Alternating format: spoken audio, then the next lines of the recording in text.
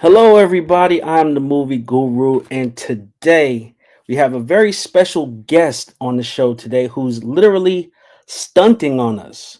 So, please, everyone, help me welcome from nobody to David MacInnis. Hello, hello. Hello, Evan, David. How you doing today? I'm good. Evan, how are you, man? Doing really good. Now, if you guys are not familiar with David's work, he has a dynamic career spanning over 60 films and television productions, including a three-episode arc in season two of Reacher, one of my favorite shows, The Handmaid's Tale, my wife's favorite show, and 40 Acres, a movie I've been hearing a lot about, and it is on the top of my list, as well as Heartland and Stargate Atlantis for any OG sci-fi fans.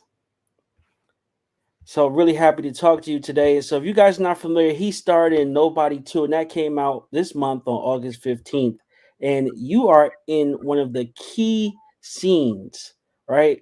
They've described this as one of the most intense and unforgettable action scenes in the Nobody universe, right? Where I you that may be a little bit of hyperbole. So it's the first fight scene in the movie. Thank you for that introduction, by the way. You're very kind. You're very sweet. Um, yeah. So my fight scene in Nobody Two. It's the first fight scene in the movie. It's the inciting incident. Mhm. It gets things going. It's probably the tamest of the fights in that film. But because it's the first one, it has that sort of shock value. Okay. Yeah, and so just rewatched Nobody One, I guess you call it now, right? Because it's a Mhm. two part. So I rewatched Nobody, and I had seen it before because everybody was just talking about it. They was like, "Hey, you got to see Nobody, got to see Nobody," and I mean that was the first thing that stuck out was just the choreography and the fight scenes, right? I mean, I feel like the genre kind of plays off of like the John Wick air, like intense fight scenes, but more so relatable, right? Because in Nobody One, he's on a bus, right? They're at his house, he's at work, and these are all places that people are at and get into altercations, right? Sure. Yeah, and people may not know this. It's the same writer as the John Wick series. Oh, okay, okay. So if you're seeing Now it some makes sense. similarities, there you go. Now you know why. Yeah, now it makes sense. Yeah, Yeah, but what a and cool concept, though, right? To have this basically, from my perspective, nobody is sort of what if John Wick survived, was mhm, able to sort of leave his past behind, get married, have a family, and 20 years later, mhm, then he gets pulled back, sort of into yeah, things, right? So what a hilarious concept and mhm, so well executed. yeah, yeah. Because just when you get out, They pull they you. pull you right back in. Yeah, exactly. Yeah, Well, right. That's yeah, exactly. exactly. And now that you describe it like that, thank you for putting it like that because it adds another element to the film, right? I mean, because that's something watching Nobody, the first one, you kind of get to that point, like, oh, okay, he's had his whole life before, Mhm. he's kind of, dusting off the cobwebs, if you will, Yeah, if you remember in the first one, there's that great scene when he steals his dad's old FBI ID and he's in the tattoo shop. And Yeah, there's that one guy that sees his tattoos on his wrist. uh-huh. It's like, Fix this oh, up. I'm out of here because I Yeah. know what that means. That's sort of a really cool way to sort of signal that, like, oh, this guy's Yeah. dangerous, right? So yeah, It's I love that scene. a serious guy. Yeah, that's right. So let's talk about stunt work for a little bit, right? Mhm. Let's, if you will, maybe we'll start back because stunts is a big part of the movies, right? It's always has been, right? Whether it was physical stunts, they kind of went to some CGI stunts, but it's always been an element of film. And so, how did you first get into stunt work? So I have a background that kind of lends itself to that work. So I trained in a bunch of different styles of martial arts ever since I Mhm. was about 10 years old. I actually had my own school in St. Albert, which is just kind of north of Edmonton. And I in my conservatory theater program we studied dance very intensely, for about 3 years as well. So those things combined, and then with my size, And then of course my acting and set experience, I'm a good asset, to use in these, sort of these fight situations. Mm-hmm. Okay. And so going into a stunt scene or a fight scene, how do you prepare for that? Right. Because I mean, I think we've seen a lot of behind the scenes actors now, right? They go to acting classes, right? Or they have like a table read. And so how does that work being a part of the stunt team on set? So I wasn't part of the what would be considered like the core team. Mhm, So for example, Violent Night 2 mhm, is shooting here right now, and the Canadian stunt coordinator BJ Verreau, who's from Winnipeg here, they were in pre-production, I think, for a month, sort of before shooting starts. And so same thing on Nobody 2. Again, I wasn't part of the core team, but the stunt team will come, they meet, they all get together, they have to break down the script, they have to, figure out how many fights they're doing, what the budget mhm, is for all the stunts, how much the gags are going to cost in terms of like, ratchets or car flips or, using weapons and stuff like that. And so they break all that down, and then the fight coordinators just start, building the fight. So on Nobody 2, Kyle McLean and Kirk Jenkins were the fight coordinators. Daniel Bernhardt was as well. Daniel Bernhardt's also who trains Bob Odenkirk. mhm. He was in the bus fight in the first one, and then Okay.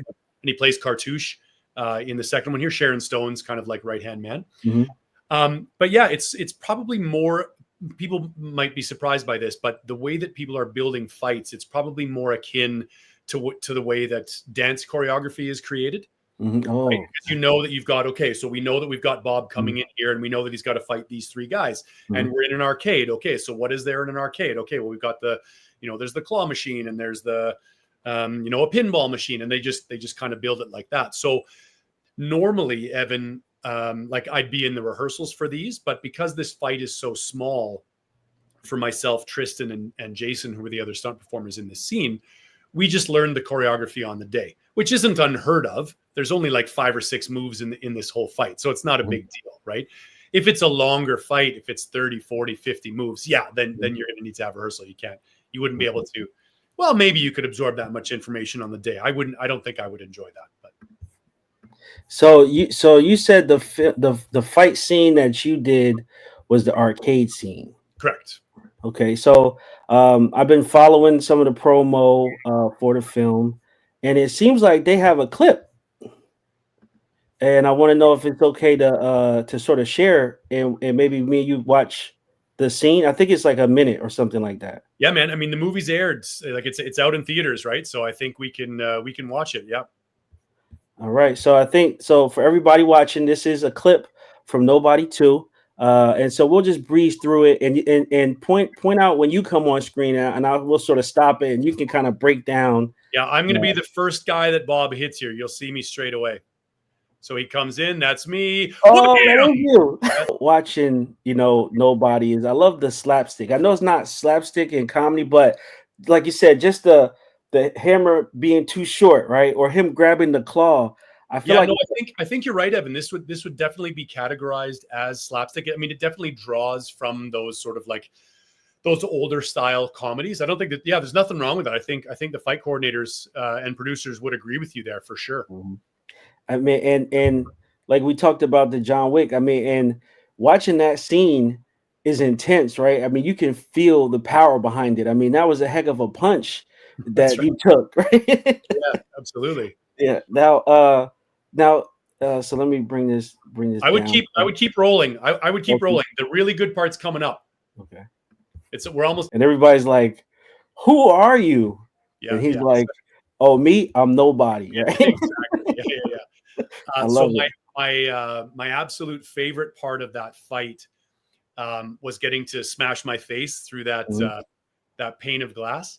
Um, I wasn't sure. I mean, you never know as a performer what they're going to use, right? You're mhm. just there helping them generate the raw footage, and you don't know what's going to happen in an edit, right? Yeah. But I'm so happy that they use it. I mean, what a cool Mhm. shot to have as part of the world of cinema, to have Bob Odenkirk putting my face through a pinball machine. Like, yeah, Yeah.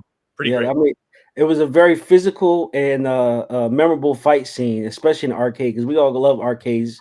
And you're like, there's a lot of things in there that you could do damage with. So I think it was great. And you took that was a heck of a punch you took. Yeah, yeah, I love it. I love the smash through the claw machine, all of the stuff with the hammer and the mallet one. Like it's super clever. And this is what I like about the fights in this movie, is that they're just it's not like a paint by numbers type Mhm. fight stuff. I mean, people have to remember that like the production company that's doing this. I mean, this is David Leitch and his wife. It's their company. It's 87 North, right? Mhm. So nobody to Violent Night to they just Mhm. shot Normal, involved in all the John Wick. So I mean, they know what they're doing when it comes Mhm. to action. So Mhm. if people haven't seen this movie yet, even if you haven't seen the first one, I mean, rent that one first, obviously. Yeah. They're going to love the action in this. They're going to Mhm. love the story. Bob Odenkirk is amazing as this character. I mean, as I said, he's like, it's basically what if John Wick was Mhm. 65? Yeah. That's it, which is what Yeah. a hilarious concept. I love it. Yeah. Yeah. Really good. And so that character was Toby, I believe, right? Correct. Yeah. What a Uh, great name for an arcade security guard, right? Like what else could his name be? Has to be Toby. yeah. Yeah, I love it. And so you said that you're trained in both martial arts and dance, right? Correct. And now martial arts happens to be one of my favorite conversations just because of how many hours, days, months, years I've spent watching martial arts, right? And so when I see a movie that actually connects on what I consider hand to hand, or just like you said, that choreography and motion, right? It really, really piques my interest, right? And so I wanted to ask you, what were some of your favorite kung fu movies, if you have any, that you remember? That is a great question.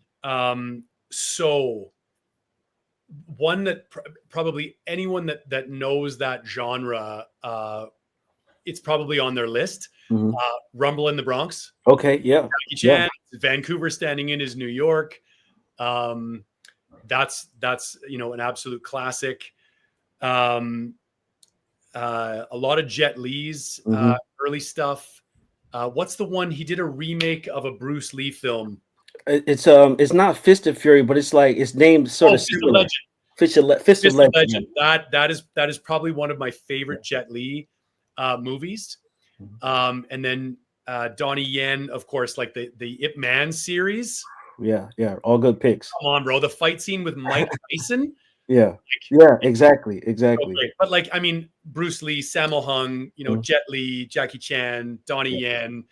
Yen. Yeah, like I've seen everything. I mean, Mhm. any kid that takes martial arts growing up, I mean, this Yeah, is what else are you going to do, right? exactly. Actually, I think the first martial arts movie I ever saw was like probably Revenge of the Ninja with Okay, Shokosugi. okay. But yeah, all of those series, the American Ninja series, Mhm, like, mhm. bro, we could talk Yeah. about this forever. Yeah, so it's always good to hear someone else's favorites, especially in the genre. And yeah, I mean, a lot of Jackie Chan movies in my early life were very inspirational, and that kind of set me down the whole Jackie Chan rabbit hole. And like you said, I got into the Sammo Hung, I got into Yuen Biao. I came across another one of my favorites, which was Eastern Condors. It really had it was like an American military, with Jackie Chan, but had some really, really high intense fighting scenes. Right, really like the energy that they brought, and I see a lot similarity in Nobody. Right, bringing those high intensity fights from Sure. standoff to go. Right, Yeah. and a little bit of gunplay in between. I always love the gun action. Yeah, 100%. So Timo Tjanto, who is the director of this, um, we may have to fact check this. I do believe this is his first English Mhm. language film. He's massive in Indonesia. Okay, So if anyone's familiar with his work, so they would have seen there's a couple of things on Netflix: Shadow Strays, that's right. the Big Four, and The Night Comes for Us. Mhm. So if people watch these movies, like Timo's action is insane. Like there are some fight scenes in the Big Four and Shadow Strays. They're amazing. So you can sort of see why he was kind of brought in Mhm. for this movie. And I mean, I think he hit an absolute home run. Side note, I don't know if you know this, he's now working on the sequel to The Beekeeper with Jason Statham. Oh, wow. Yeah. So now he's off doing that. I think they're in pre-production in England right now. I could be wrong about that, but Mhm. And yeah, I can see the similarities with some of those other titles, like you said, the Working Man, right? Beekeeper. 100%. Yep. Yeah, yeah. Yeah. Sorry, Evan, you didn't tell me. Give me your top 3 martial art movies. Oh, top three. So I have a deep love for some of the Shaolin Wu Tang martial arts Yeah. films. Right? Okay. Right on. Of course, Kid with the Golden Arms, is one of, and the reason why it was so special to me because it was so hard to find, right? And Okay. it was like myths and legends of people talking about this movie, and this was so long ago. I had to like order it from a magazine, right, Right. from China, and it came like Yeah, wrapped in for a like package. $120 on a VHS, right? Yeah. Yes, Yeah. yes. Super Ninjas was another one just for rarity. Okay. But then like I said, I did get just like you said, the American Ninja films. I was all about the American Ninja. Michael Dudikoff, right? Let's Yeah, go. Yeah. all about the American Ninja. 1, 2, 3, and 4. I stayed true to Yeah. the series. The one thing, and maybe you probably agree with me because these are the movies that we grew up with. Like, how come no one's using Uzis or mini Uzis anymore? Exactly. Yeah, Like, yeah, if you're doing a ninja film, you got to have Uzis. Like, it's just yeah. right. It just makes sense, right? Makes sense. Yeah. Or one thing I used to like from American Ninja when it had the one sword and it breaks into two. Yeah. I always thought that was just a gem. Like, what a surprise, right? Yeah. That's right. Yeah. But and nobody, and like we were saying, like some of the way the scenes are set up and the comedy, and also the props, right? Because in Nobody One, he did use a couple of props, right? I seen him use a pole, the bus pole. Like he literally pulled this thing out. I saw him use a couple other things. That's right. He made some things to fight with. So very much, like that, using the environment, right? Using his smarts and then using his skill. Yeah, and I mean, isn't that? I mean, that is stealing from the Mhm, best, right? Jackie mhm, Chan is infamous for those found weapon fight scenes, mhm. right? Like there's the ladder fight that everyone Yeah. knows, right? Yeah, so yeah, absolutely, and I'm Mhm, glad you picked up on that. It's great. It's just so enjoyable to watch, mhm. right? Yeah. All right. So let's get back into some of the stunt work conversations, right? Mhm. So 60 productions, right, across film and television. Is there one project that pushed you the hardest as a stunt performer? Uh, yeah, it's a great question. So let me. So the way. So I've only been doing stunts for like maybe 5 years now, 5 6 years, and my skill set really lends itself just to fight work. Hmm. So like my stunts, it's been all fighting, and I've been a Yeah. stunt actor, I think, in 13 productions now. So Okay. that's kind of what I tend to be brought in for. So I haven't had to do like burns or high Okay. falls or stair falls or like anything that I would like consider real stunts. Not that fighting isn't real, but you definitely like it's Hmm. it can be a little bit on the easier side. Yeah. Um, I'm trying to think if there's anything. You know what? The reason that I'm just having a hard time bringing this forward is that the work is so exciting, Hmm. and I just love being on Yeah. set. So even when stuff is super challenging, it's awesome Hmm.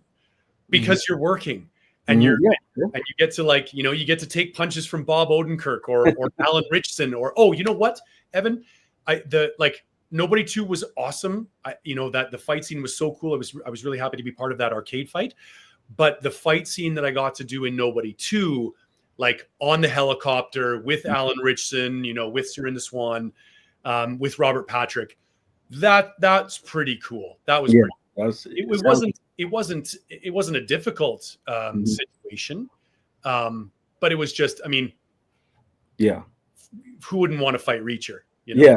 Yeah.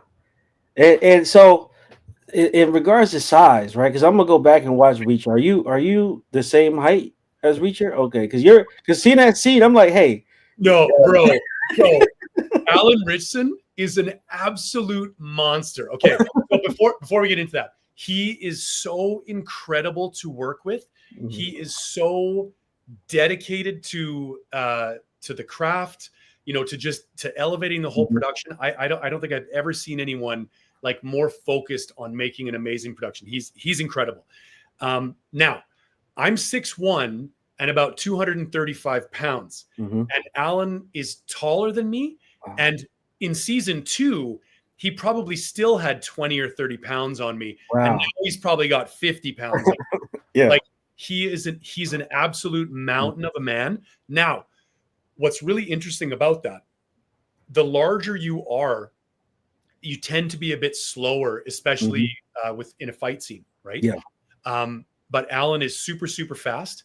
Have you seen the second season? Yeah. Mm-hmm. So if you remember the fight scene when we're on the helicopter, like he kind of surprises us, and I turn around with the gun. Okay. And he wheels me around with the gun, so I'm exposed here, and then he comes around and he hits me in the ribs. Right, that's kind of like the first maybe 2-3 moves of the fight there.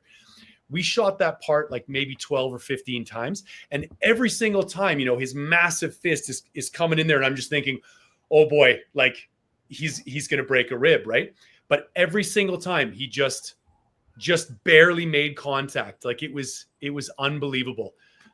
Because if he really hit me, I probably would have died. Let's be honest. You know what I mean? Yeah, he's so precise. He's so good. Yeah. And I mean, Bob too, right? Like what's interesting about Bob, what people maybe don't think about is like they shot Nobody, the first one, like 5 years ago. And he's been training this entire time. Right. Wow. So this wasn't a situation where the stunt team had to prop Bob up. Like for the arcade scene, like his double was there. He didn't use his double. That was the entire time. Okay. Yeah. Pretty cool. Yeah, really cool. Yeah, so that's amazing because I'm watching the scene that we just watched from Nobody 2. I'm like, wow, you're right. You looked very large compared to Bob, right? Well, they're also they were shooting kind of from a lower angle. Yeah. I think just to exaggerate, that difference. Yeah. Well, yeah, they did a good job on that. Yeah. Okay. And so so that's great. Thank you for that story. I always love the stories, especially about ones that been watching, and I definitely got a chance to interview some of the Reacher cast. Oh, amazing. Yeah, and was really excited when they came out with the Reacher because Alan Richardson physically embodies what Reacher was supposed to look like, right? And so exactly what he's supposed to look like. Yeah, it's amazing. Yeah, and incredible. Now let's go a little bit into your history, right? Like you talked about Stargate. You said some of the work is included Stargate Atlantis, and so how does sort of working on those type of sci-fi series, right, differ from working on like a Nobody 2 or like a Reacher? Well, so from the performer's perspective, not much. I don't think so, right? Because I mean, my job is essentially the same. Like I just did an episode of Star Trek: Strange New Worlds. The cool thing about being on Star Trek or being on Stargate, it's the sets and the costume, right? Like they're just, man, being on like a star, like we're supposed to be in a spaceship, right? So the sets are incredible, and getting to wear the Star Trek insignia and stuff like that, like it's just that stuff's super cool. But the job is the same. Now, for young people who might be looking to get into films or looking to get into stunt work, what advice would you give them to how to pursue a career in stunt work? And what advice would you give them about sort of getting into the industry? Right. So these are completely different answers. So let's start on the acting side of things. So there's no trick and there's no shortcut. Acting is a craft. And if you want to do this work, you have to be good at your craft. It would be the same thing. If someone wanted to be a welder, well, how do you get good at welding? By welding, right? So what I would say, like people don't need to be in LA. They don't need to be in New York. They don't need to be in Atlanta. They don't need to be in Chicago. They don't need to be in Toronto. They don't need to be in Vancouver. Every city is going to have a community theater if they don't have a professional theater. And then also with the advent of the technology that we're using right now, you can take on-screen, like on-camera classes just over Zoom or what have you. But what I would say is the differentiator between the people that are working and the people that are not, it's that the people that are working just simply have more training, more experience, right? people think that passion counts for something in this business, and it doesn't. The reason is every single person in this business has the same amount or more passion, right? The problem is when someone's starting out, they're like, oh, I'm the only person in my small town of 5,000 people that wants to go to Hollywood.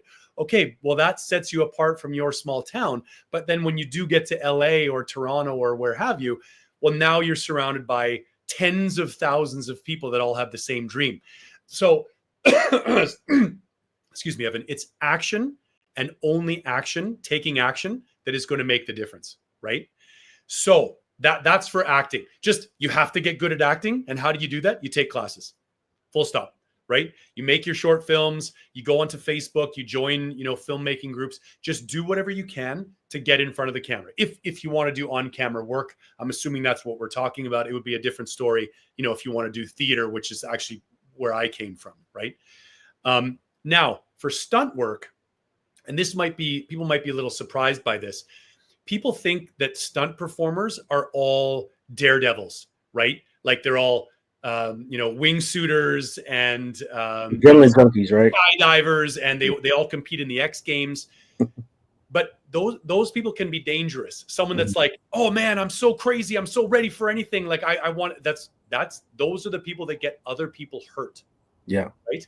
Remember that, like, we want to go home at the end of the day, and like I could be shooting on 2 projects at the same time. So I don't want to have my teeth punched out or a broken bone or what have you. Right. So I think people would be maybe surprised to learn that stunt coordinators and stunt performers are very safety conscious. Right. Yeah. And the ones that aren't are not going to make it. So there's a couple of ways into stunts.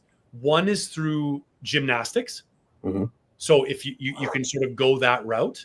One is martial arts. And I mean, they are related. And quite often, people that sort of go the martial art route, if they're training in wushu or any of sort of the kicking martial arts like taekwondo, they may sort of get into that kind of tricking realm, right? You can get in through equestrian.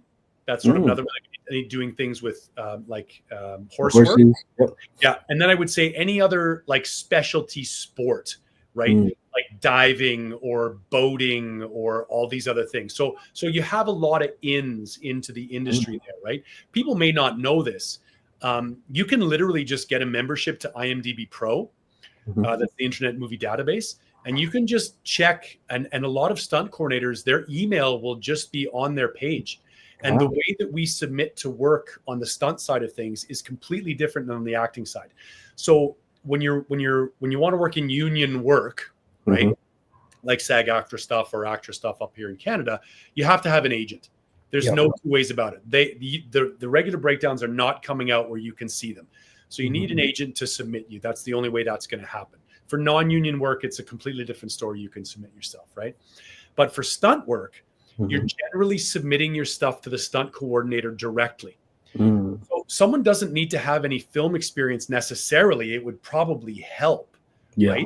But if someone has been doing like gymnastics for 10 years, and martial arts for 15 years, I mean, that's a good skill set, right?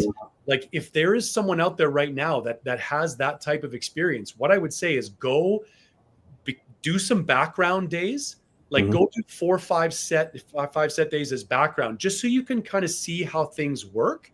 Yeah. Like get a headshot and just send your stuff off to a stunt coordinator and say, hey, I'm looking to get into the industry. Now, I wouldn't expect that a lot of them are going to contact you back, but you never know, right? If someone has, like Evan, for you, like, let's say they're looking, like there's a new actor and he doesn't have his own double. They've never worked with him. And they're like, oh man, I'll be like, oh, Evan Griffin, he looks exactly like this actor. Let's bring him in. Oh, does he have any experience? Well, no, but he does, but he looks the part. I mean, listen, that happens all the time. Yeah. So what I would say is for anyone, if you want to get on the acting side or you want to get on the stunt side, don't be the person saying no to yourself, right? You're going to hear a lot of no's, but you have to put yourself out there, right? And this industry is basically 99% rejection. So get ready for that. Yeah. Listen, every job that I've booked is basically probably one person, whether it's the director or a producer, just going like, yeah, him. It didn't have to be me any of these times. right? Like luck is such a massive factor, right? Like dude, there's 1,000 people that could have played Toby. Yeah. I'm super happy and grateful that it's me, Yeah. right? But it didn't have to be. Yeah. You know? No, totally understand. Wow. Thank you for that. That was very motivating. That was really heartfelt, and thank you for sharing that. Sorry, you asked me something that's really, really important to me. I get asked a lot. I teach acting, Okay. so I get asked this question a lot. Yeah. But And it's important. I thank you for asking it. Yeah, it's great. and I got excited and wanted to raise my hand because I have a gymnastics background. Seriously? Yeah. I Bro, gymnastics from, I'll say, about probably 10 years. Yeah. And competed, right? And then also my coach, my gymnastics coach, he was a stunt person, and he did two dude, movies. you're already I know. connected. You're already connected. Yeah, and then, so this is back in the day. What market are you in? What city?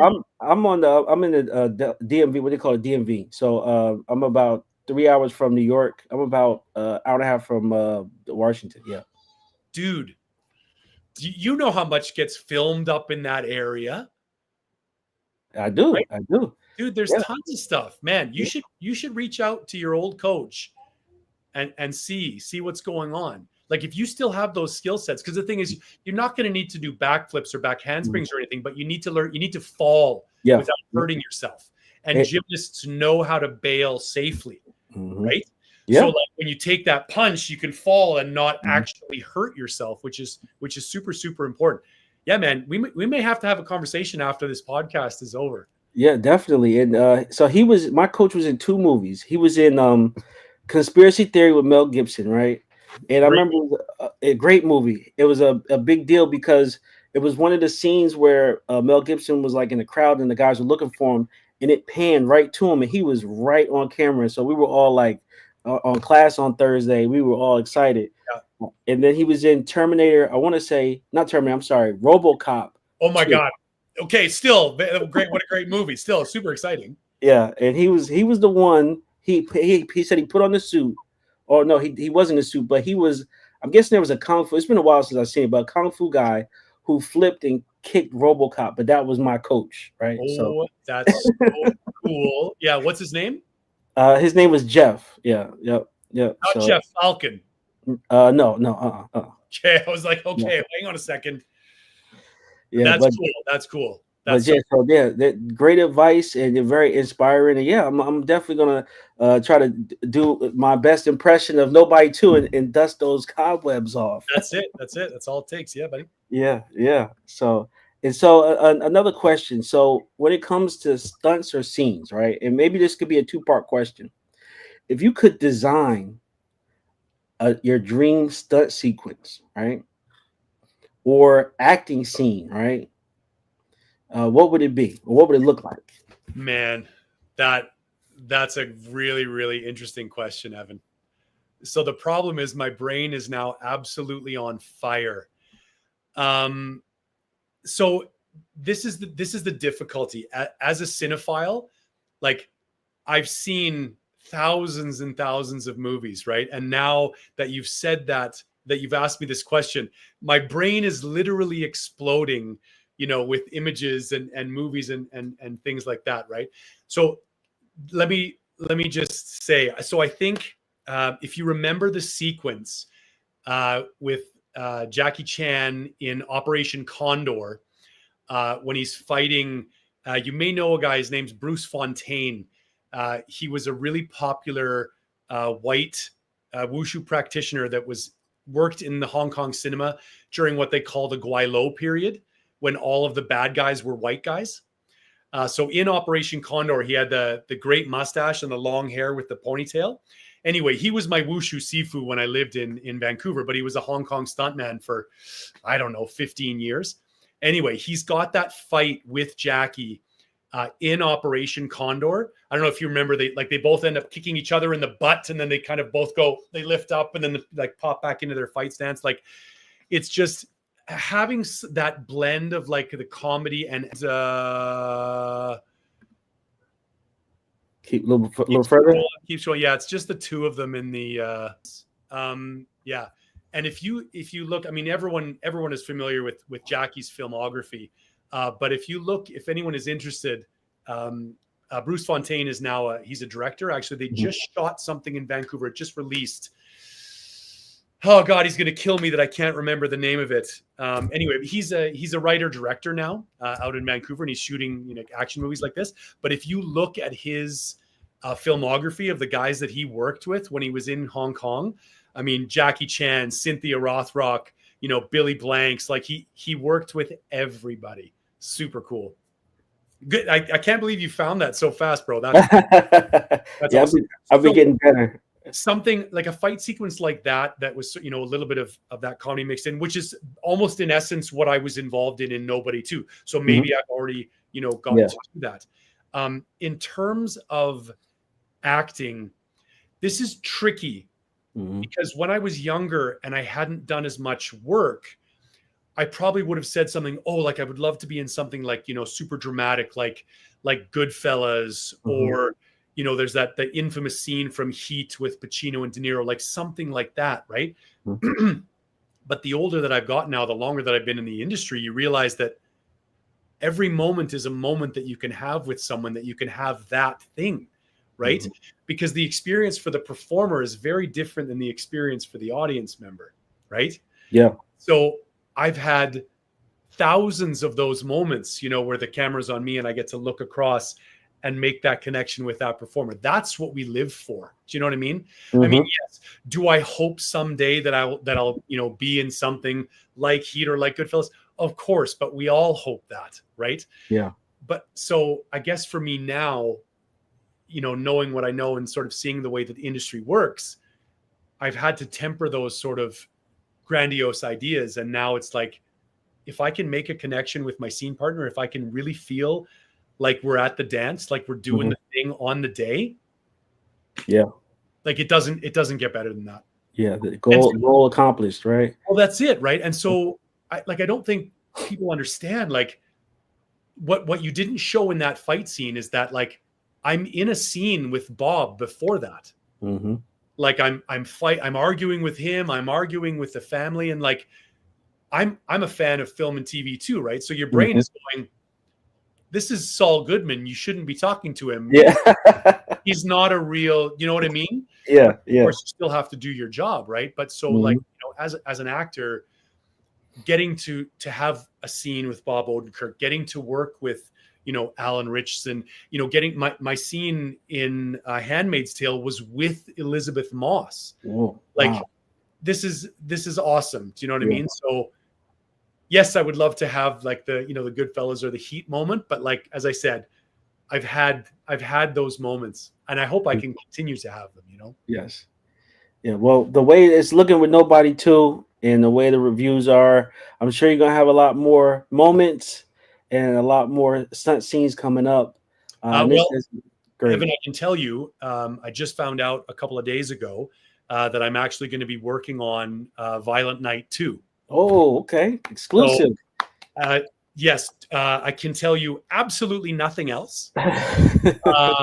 They're actually already filming. So if people aren't aware of Violent Night, it was this sort of sleeper hit that came out a couple of years ago.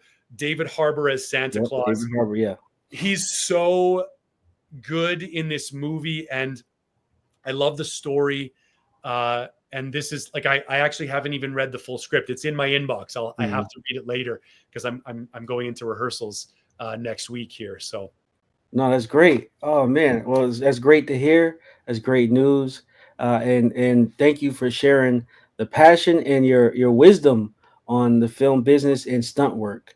And listen, like if you post my socials, like if anyone has any questions, like they're more than welcome to ask me. If I can help someone, I will try. Yeah. I'm gonna be the first one because I got some questions after this. Like I said, I'm trying to Yeah, absolutely.